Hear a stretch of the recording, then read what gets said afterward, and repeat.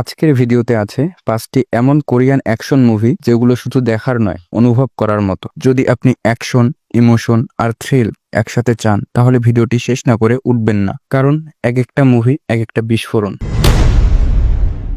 ভাবুন তো, আপনি একজন পেশাদার খুনি, কিন্তু হঠাৎ এক ভুলে মেরে ফেলেন একটা ছোট মেয়েকে। মুভির নাম no tears for the dead. মুভির IMDb রেটিং 6.7 আউট অফ 10। এই সিনেমায় আমরা এমন এক চরিত্রের গল্প দেখি যিনি শুধুমাত্র একজন খুনি না, বরং তার ভেতরে চলছে এক গভীর যন্ত্রণা। তাকে আবার পাঠানো হয় একটা মিশনে। এবার টার্গেট সেই মেয়েটার মা, কিন্তু ঘটনা মোড় নেয় অন্যদিকে। সে মেয়েটার মাকে মারতে পারে না, আর এই সিদ্ধান্তই তাকে শিকার বানিয়ে ফেলে। তার উপর লেলিয়ে দেওয়া হয় পেশাদার খুনিদের দল। শুরু হয় এক রক্তাক্ত বেঁচে থাকার লড়াই। এই সিনেমায় যা সবচেয়ে বেশি চোখে পড়ে সেটা হলো অ্যাকশন। প্রতিটি গুলি, প্রতিটি মারামারি যেন একটা আবেগে ডুবে আছে। জেং ডং গনের পারফরমেন্স সত্যিই হৃদয় ছুঁয়ে যায়। গল্পটা যদিও পরিচিত, কিন্তু উপস্থাপন এতটাই বাস্তব, দেখে আপনি অবাক হয়ে যাবেন। এই সিনেমার প্রথমে আপনি ভাবতেই পারবেন না শেষে কি হতে চলেছে। মুভির নাম the which part 1। IMDb rating 7.1 out of 10। যা ইউন একজন নিরীহ স্কুল ছাত্রী, অন্তত বাইরে থেকে তাই মনে হয়, কিন্তু তার ভেতরে লুকিয়ে আছে এক অজানা বিস্ফোরণ। সে আসলে বড় হয়েছে একটি গোপন গবেষণাগারে, যেখানে তার উপর চালানো হয়েছে ভয়ঙ্কর পরীক্ষা, আর তার ফলে তার মধ্যে জন্ম নিয়েছে সুপার হিউম্যান ক্ষমতা। যখন পুরনো শত্রুরা ফিরে আসে, তখনই বেরিয়ে আসে আসল জায়ন। দ্বিতীয়াংশে সিনেমাটা পুরোপুরি বদলে যায়। শুধু অ্যাকশন না, একেবারে রক্তাক্ত, হিংস্র, ধ্বংসাত্মক অ্যাকশন। যুদ্ধের দৃশ্যগুলো এমনভাবে কোরিওগ্রাফি করা, আপনার মনে হবে আপনি কোনো সুপার হিরোর মুভি দেখছেন। যারা স্টাইলিশ অ্যাকশন ভালোবাসেন, এটা তাদের জন্য।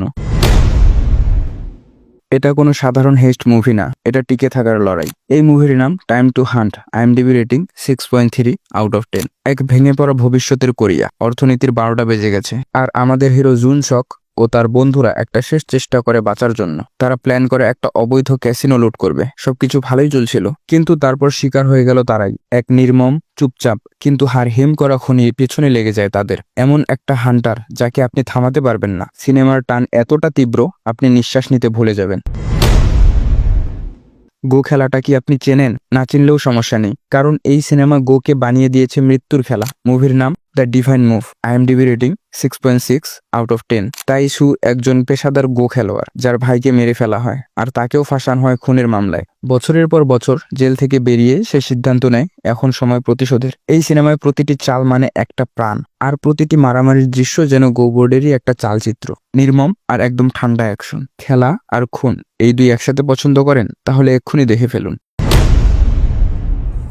এটা একটা গেমার স্ট্রিম। কাওয়ান উ একজন গেমার, হঠাৎই ফ্রেম হয়ে যায় এক খুনের মামলায়। পুরো দেশ ভাবে সে অপরাধী, তাই সে জেলে গিয়ে বুঝতে পারে এটা একটা বিশাল ষড়যন্ত্র। গেমিং টিমের সাহায্যে সে পালায়, আর তারপর শুরু হয় সত্য খুঁজে বের করার যুদ্ধ।